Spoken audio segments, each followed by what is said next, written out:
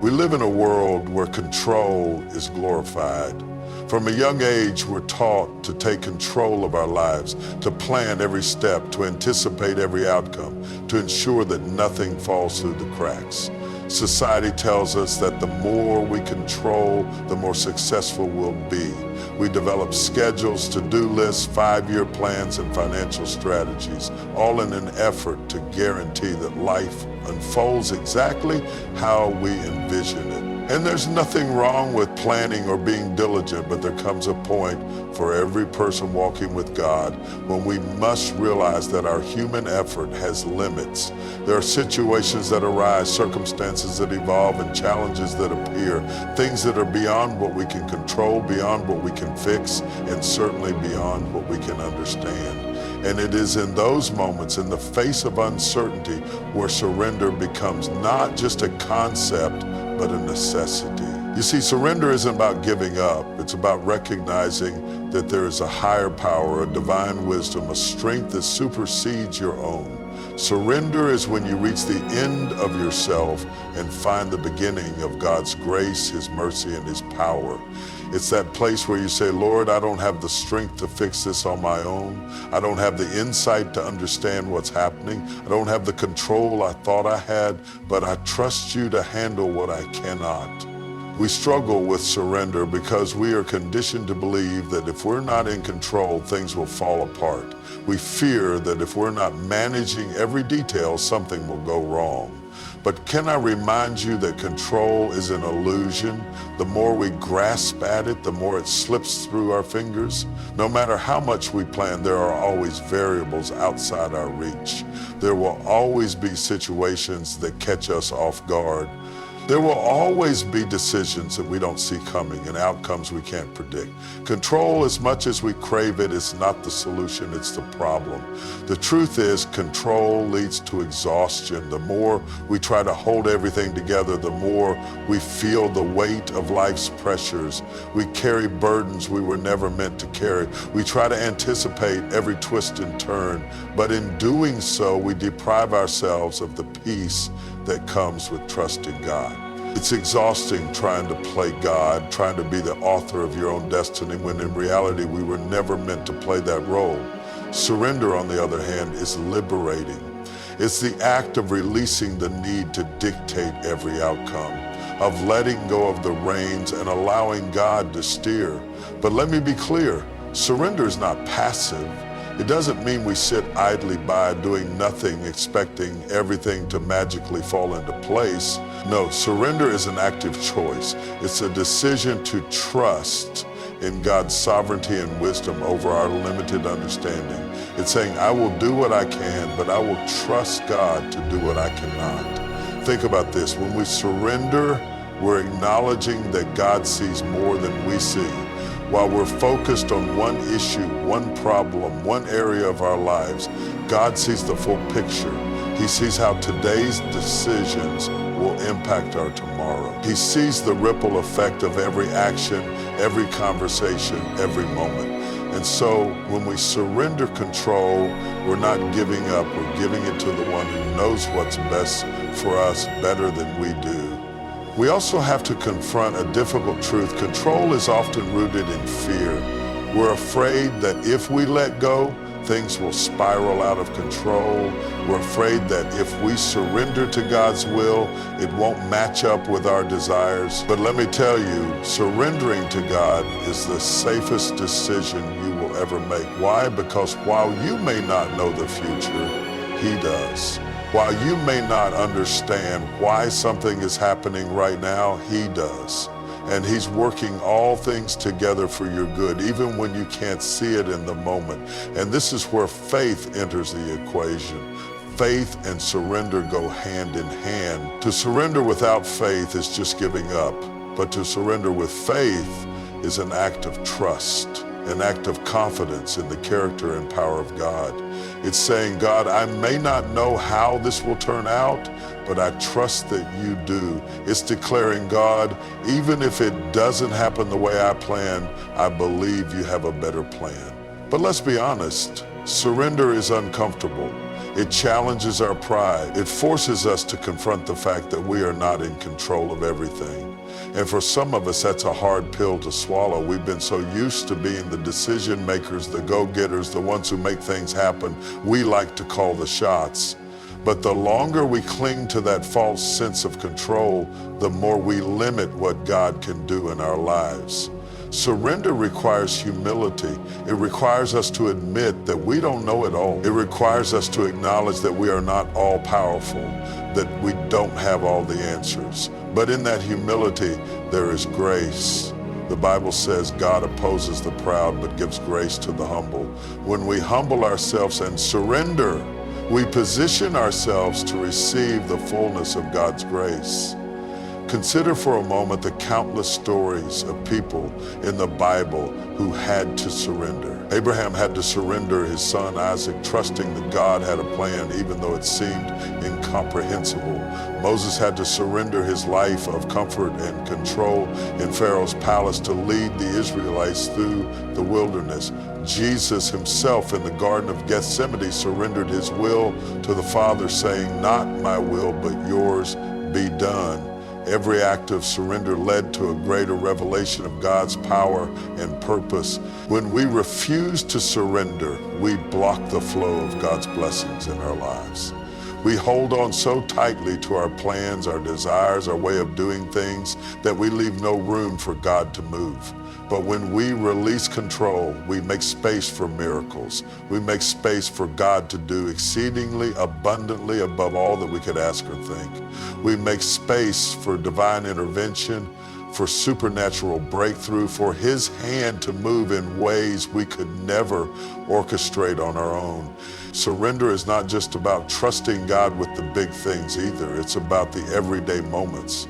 It's about surrendering the small decisions, the mundane tasks, the day-to-day worries. It's waking up in the morning and saying, "God, I give you this day. Guide my steps, direct my path." It's saying, "Lord, I don't know what challenges I'll face today, but I know that you're already there and I trust you to walk with me through them." Surrender is a daily practice. It's not something you do once and then move on from. It's a posture of the heart that you carry with you every single day. There will be moments when fear creeps in, when control tries to rear its head again. There will be times when you'll want to take back what you've already surrendered, but that's when you remind yourself, God is in control and I can trust Him. One of the greatest challenges we face in our walk with God is learning to trust His timing. We live in a fast-paced world where everything is at our fingertips. Information, communication, even food. With just a few taps on our phones, we can have instant access to what we need. And because of this, we've grown accustomed to getting things immediately. We want quick results, instant gratification, and immediate solutions. But here's the thing, God doesn't operate on human timelines. His timing is different from ours, and that can be hard to accept, especially when we feel like we've been waiting for a long time. We pray for something, we believe for it, and we expect it to happen right away. And when it doesn't, when days turn into weeks and weeks into months and sometimes even years, we start to get frustrated. We question whether God heard our prayer. We wonder if He's forgotten about us, or worse, if He's saying no. But what we fail to realize is that God's delays are not His denials.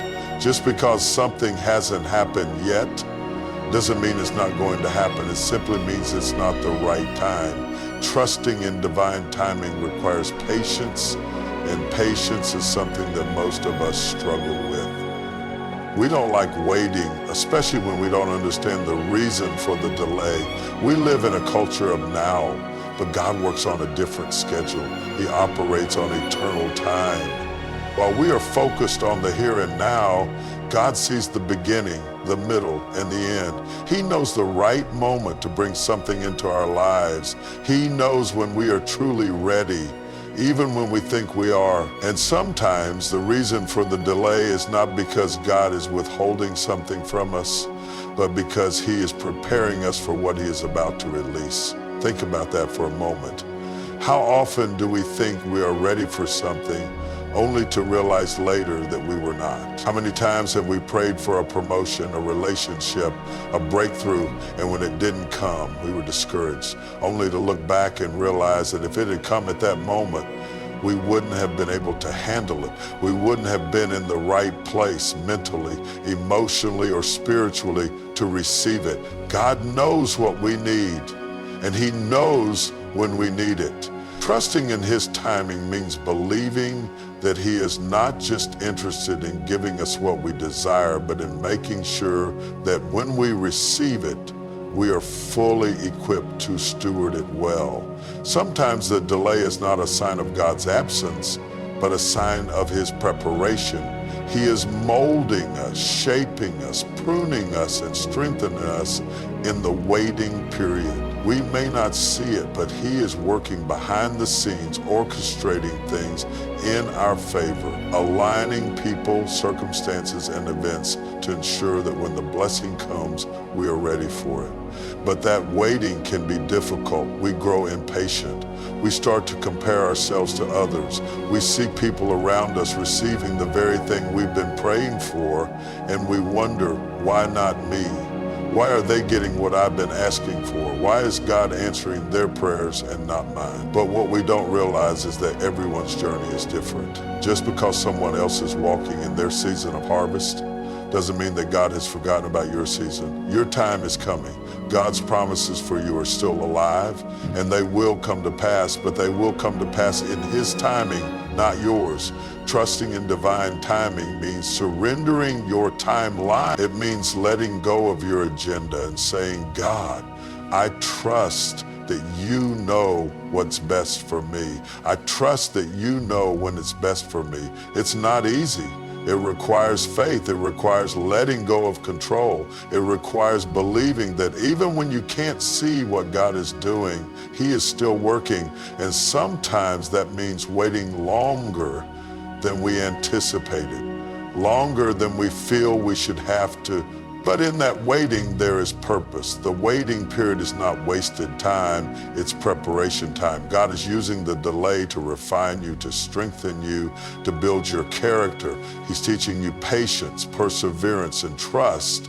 He's developing qualities in you that you will need for the very thing you are praying for. Because here's the truth, sometimes the greatest lessons we learn are not in the receiving, but in the waiting. It's in the waiting that we learn to trust God at a deeper level. It's in the waiting that we develop the kind of faith that is not dependent on what we see, but on who God is. And let's be honest, if everything we prayed for came immediately, would we even appreciate it? Would we value it in the same way? Would we be as grateful? There is something about the process of waiting that deepens our appreciation for the blessing when it finally arrives.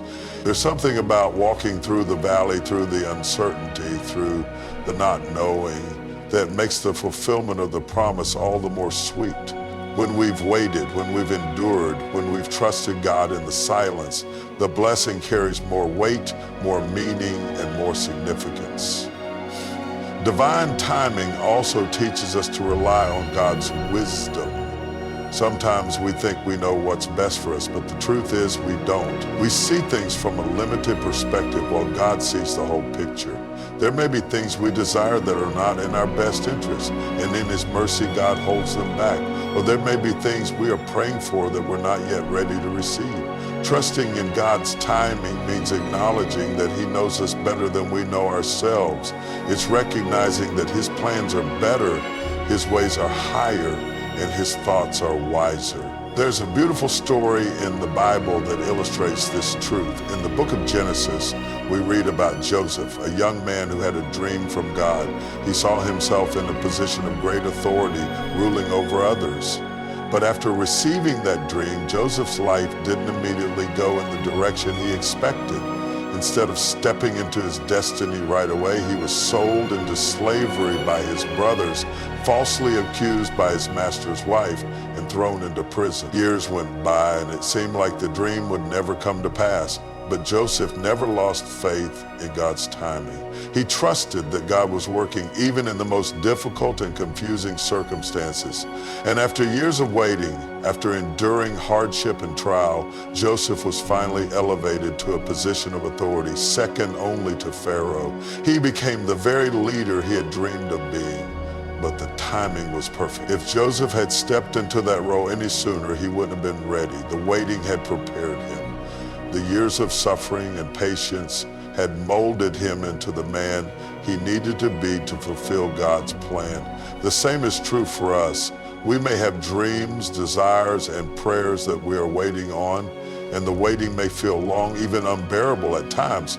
But God is not slow in keeping his promises. He is faithful. And just as he brought Joseph's dream to fulfillment, he will bring yours to fulfillment as well. It may not happen on your timetable, but it will happen on God's. And when it does, it will be right on time. We must also remember that divine timing is not just about us. Sometimes God is working out details in the lives of others before he brings about the fulfillment of our own prayers. There may be people who need to be positioned, circumstances that need to align, or hearts that need to be prepared before God can release the blessing. We don't always see what's happening behind the scenes, but God is orchestrating things in ways we could never imagine.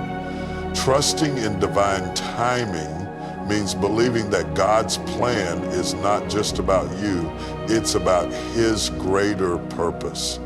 There's a verse in the Bible that says, "Trust in the Lord with all your heart and lean not on your own understanding. In all your ways acknowledge him and he will direct your paths." That's one of those scriptures that we can quote, we can say it, we can even teach it, but living it, walking it out daily, that's a whole different story. Because as human beings, we naturally lean on what we know. We lean on our own understanding because that's what feels secure to us. We lean on what we've been taught, on what we can rationalize, on what we can figure out. We trust what we can see, what we can touch, what we can analyze, what we can predict. But the truth is, there are times when our understanding falls short. Our human wisdom, as vast as it might seem in our own eyes, is limited, it's flawed, it's incomplete. But God's wisdom is infinite, perfect, and beyond anything we can comprehend. Think about that for a moment. God's wisdom is not confined to time. He's not just dealing with today's problems or today's concerns. God sees all of eternity, past, present, and future at once. While we're trying to figure out how to make it through the next hour, the next day, or the next week, God has already mapped out the entire course of our lives. He knows the end from the beginning. He knows the paths we will take, the challenges we will face, and the decisions we will make. His wisdom is not limited by our circumstances, and it's certainly not limited by our understanding. But here's the challenge. When life throws things at us that we don't understand, when we encounter situations that don't make sense, we often default to our own reasoning. We try to make sense of it with our limited perspective, and when we can't, we start to question God. Why did this happen? Why didn't this work out? Why am I going through this? And because we can't see the full picture, we can't always grasp God's wisdom in the moment. But that's where faith comes in. That's where trusting in God's wisdom over our own understanding becomes essential. We need to realize that there are things God allows in our lives that we will never fully understand. And that's okay. We're not supposed to understand everything. If we understood everything, there would be no need for faith, no need for trust, no need for reliance on God. But the very nature of walking with God means that we will encounter situations that require us to lay down our own wisdom, to set aside our need to figure everything out, and to trust that God, in his infinite wisdom, knows exactly what he's doing. There's something comforting in that, isn't there? The knowledge that you don't have to have all the answers, the peace in knowing that it's okay not to know. You don't have to carry the burden of understanding every detail of your life because God is already carrying that for you. His wisdom is like a master architect weaving together the tapestry of your life in ways that you could never imagine. While you're looking at one small thread, one small piece of the puzzle, God is designing the entire masterpiece. But let's be honest, this isn't easy. It's not easy to let go of our need to understand. We want answers. We want clarity. We want to know why things happen the way they do. We want to see the purpose behind the pain, the reason behind the delay, the lesson behind the trial. But there are times when God, in His wisdom, chooses to withhold those answers from us. Not because He's trying to frustrate us, but because He's trying to grow us. He's trying to stretch our faith, to deepen our trust in Him. God's wisdom is not always revealed in the way we expect. Sometimes He answers us in ways that don't align with our desires or our understanding. We pray for one thing and He answers in a completely different way. We ask for a door to open and instead He closes it. We seek clarity and sometimes He allows us to walk through a season of confusion. But here's the key, just because God's wisdom doesn't match our expectations doesn't mean it's not perfect. His wisdom surpasses our understanding. Look at the story of Job. Here's a man who had everything, wealth, family, health, only to lose it all in a series of devastating events. Job's friends tried to rationalize it, tried to explain it with their human understanding. They thought Job must have done something wrong to deserve such suffering. But Job in his heart knew that he had walked uprightly before God. He didn't understand why these things were happening to him, but he continued to seek God. And in the end, God never gave Job the specific reasons why he had gone through such trials. But God did reveal His majesty, His power, and His wisdom to Job. And that revelation was enough for Job to trust in God's wisdom even without all the answers. God's wisdom often calls us to trust Him in the midst of uncertainty, in the midst of unanswered questions. He calls us to trust Him when the way forward isn't clear, when the situation doesn't make sense, and when we feel lost. And it's in those moments that we have to remind ourselves that God's ways are higher than our ways, and His thoughts are higher than our thoughts. He is working out things on a level that we can't even begin to fathom. Think about how many times in your own life you've gone through something that made no sense at the time. Maybe a job you didn't get, a relationship that didn't work out, an opportunity that fell through. In the moment, it might have felt like a loss, like God wasn't hearing your prayers. But looking back, you can see that God was protecting you, guiding you, and redirecting you to something better. That's His wisdom at work. And that's why we can't rely solely on our own understanding.